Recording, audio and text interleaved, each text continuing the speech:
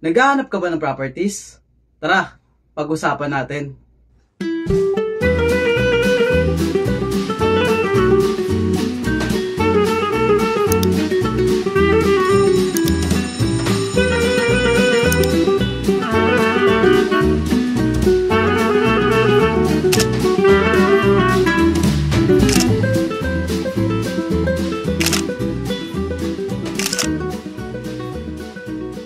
So magandang umaga, tanghali, hapon, gabi sa inyong lahat. Nandito tayo ngayon upang pag-usapan ang isang napakahalagang investment sa ating buhay. Ito ang real estate marketing. So pag-uusapan natin ang bawat lokasyon at project ni RLC Residences. Kabilang dito yung condo units, house and lot, yun, pag-uusapan natin yung dito.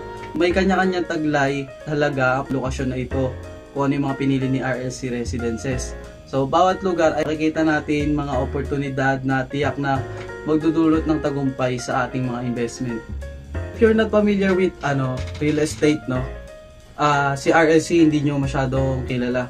So, si RLC Residences, under siya ni Robinson. Kasama siya sa top 10 developers ng Pilipinas.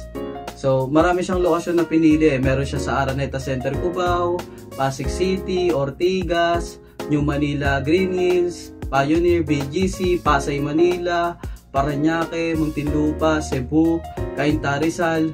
Sa Araneta Center, Cubao, nandiyan yung Aurora Escalades, yung Mira, yan yung mga high-ends. So meron pa tayong mga exclusive pagdating sa mga Pasig City, nandiyan yung Lupon, yung marami dyan sa Ortigas, marami din na project si RLC. So napakagandang opportunity para sa mga investors ng RLC, no? Una-una na dito yung mga potential rentals kasi malapit siya sa mga schools. Tapos malapit siya sa mga offices. So talaga namang napaka-accessible niya lalo na sa mga nag-aaral, sa mga nagtatrabaho. Siyempre mas maraming opportunity within Manila, Metro Manila, no? At saka marami talagang lugar. Meron pa nga mga sa mga Cebu, mga Ilocos Norte. Basta napakaraming project ni RLC. So napakaganda, no? Napakagandang opportunity nun. Nandito tayo sa Ortigas.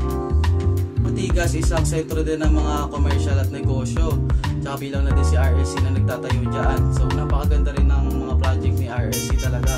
So yun nga, kung ikaw ay naghahanap ng isang lugar na kung saan mataas ang demand para sa condominiums at retail properties, walang duda na ang Ortigas ay isa sa mga napakagandang destinasyon nito. Kasama dyan yung Dasapay Block.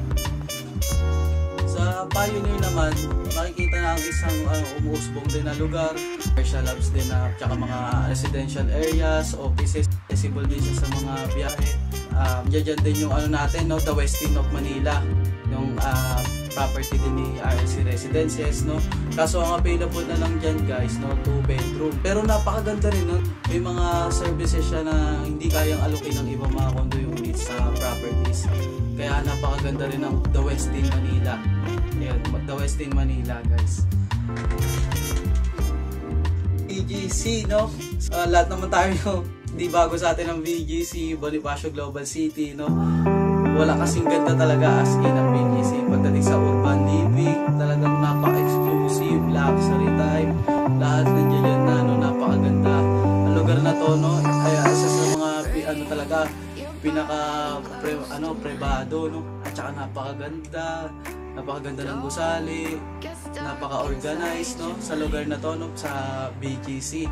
Talagang maraming gusto pumunta, no, para ka na sa ibang bansa.